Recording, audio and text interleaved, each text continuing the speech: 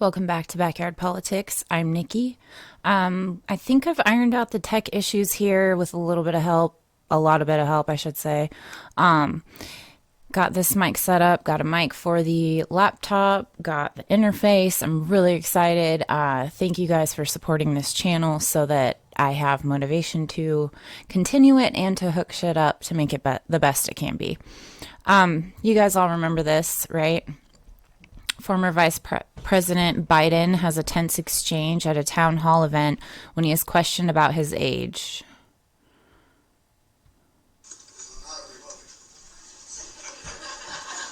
And his son's involvement in Ukraine.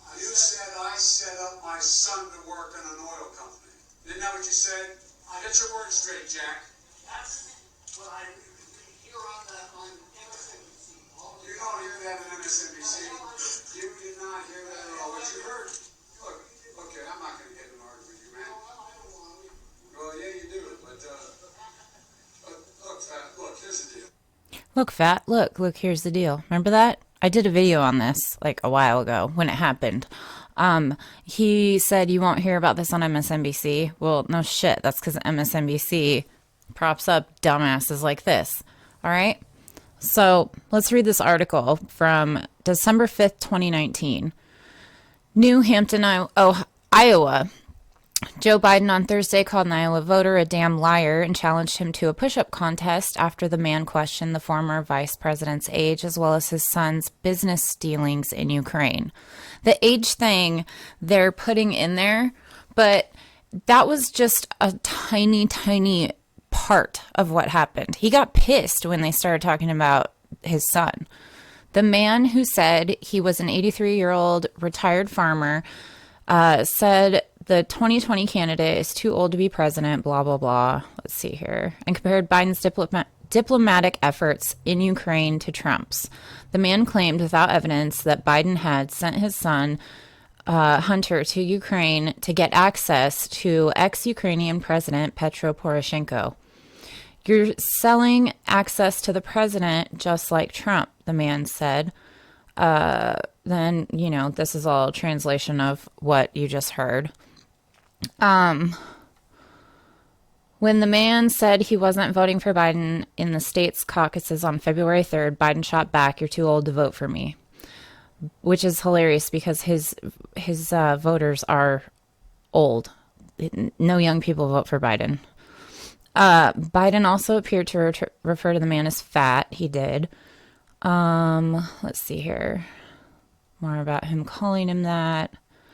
There is no evidence This is according to NBC News, so you know how true that is. No evidence that Biden acted improperly in handling Ukraine policy while his son was on the board of Burisma, a Ukrainian gas company that was at one time under investigation by the country's then-led prosecutor, Viktor Shokin.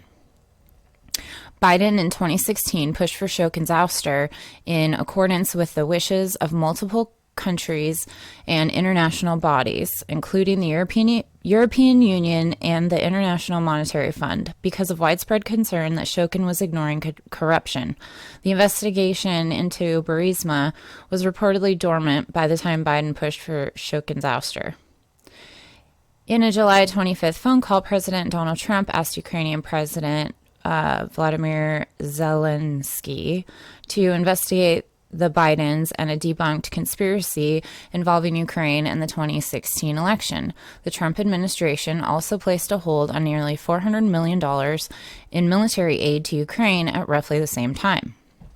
That phone call led to the CIA analyst detailed to the White House filing a formal whistleblower complaint alleging that Trump was abusing his office to have a foreign country provide him with electoral assistance in 2020.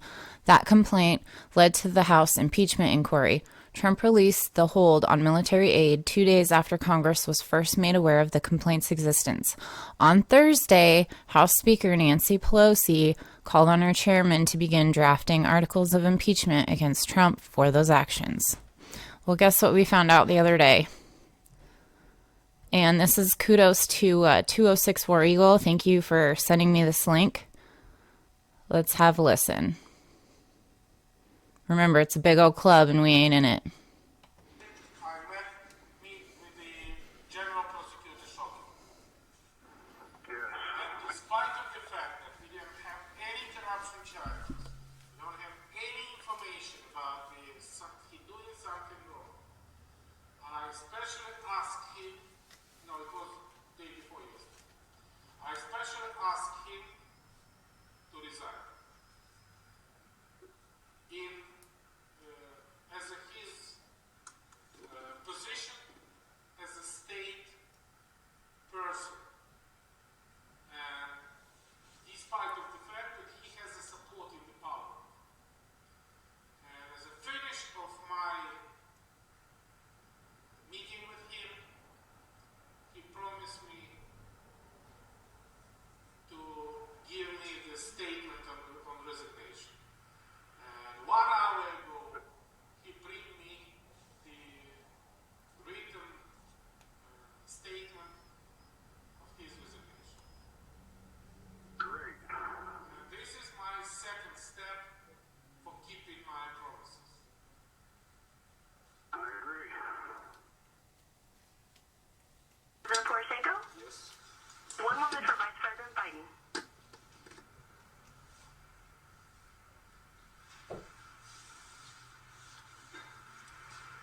Introducing President Poroshenko. Mr. President Joe Biden, how are you? Very well indeed.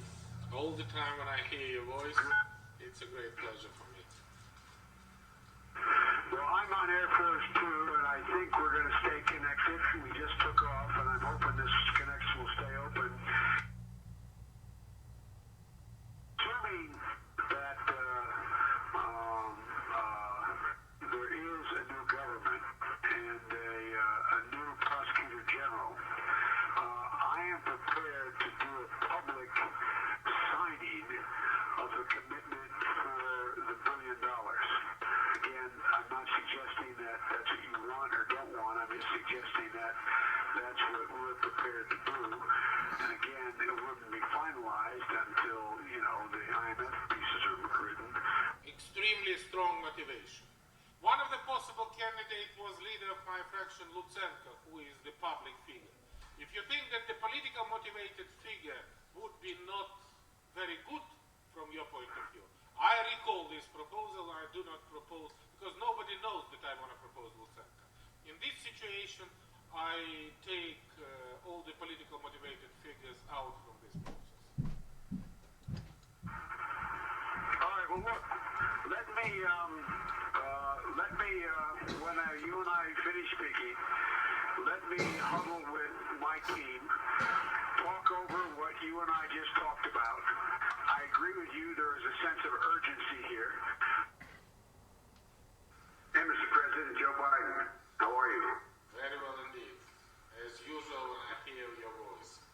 Thank you. Well, you are doing very well. Congratulations on getting the new prosecutor general. I know there's a lot more that has to be done, but I really think that's good. And I understand you're working with the rod in the coming days on a number of additional laws to secure the IMF. But congratulations on installing the new prosecutor general. It's going to be critical for him to work quickly to repair the damage Shokin did. And I'm a man of my word.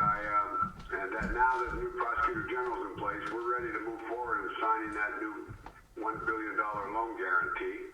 And I don't know how you want to go about that. I'm not going to be able to get to Kyiv anytime soon, maybe next month or so. And I don't know whether you could either sign it with our ambassador, or if you came here, we could sign it, or if you want, we're inviting Groisman here later. I'm going to be talking to him later this morning. Not for that purpose. We're inviting him to Washington, and so I'll leave it up to you as to how you want that done and when you want it done. First of all, thank you very much indeed for these words of support. Believe me that it was a very tough challenge and very difficult job, and Mrs. Timoshenko and Mr. Leshko fraction tried to break this, because we not only voted for the new prosecutor general, which we do in a very short period of time, within 1 day we changed the law. By the way, in this law we presenting the new structure of the General Prosecutor Office, including the General Inspection. As we that's real. Second thing, I immediately invited Lieutenant and said that he should contact your embassy, and I would be very pleased if we will have a certain person who can come either from Washington or whenever. We have here, I don't remember his name, the Ukrainian origin American prosecutor. He is a little bit old. I sent to the Jeffrey his name, and he was ready to come and to be assistant and advisor. With a very good experience in the American system, and he can be the person of trust with the new prosecution system. I think this is exactly the right time to do that, and if he is still ready to come and to cooperate from the very first step, the very first meeting of the new prosecutor, that is exactly what I'm looking for. Well, let me get in contact with the Justice Department and pursue that. I'll get his name, and let me find out where that is, because it is in our interest, obviously, to provide professional assistance as quick as we can, so this gets up and started in the right direction. So I will move on that as soon as we hang up. I'll put that in train, and I'll get back to you as to what I'm able to do. Absolutely. Second thing, thank you very much indeed. This is exactly what I'm looking for. The second thing is that I want to thank you that you give me your word that immediately when we change the legislation and I appoint the new prosecutor general, and it would be Yuri Lutsenko, as we agreed on our previous meeting in Washington, and when it happened, we can have this loan guarantee, and thank you very much.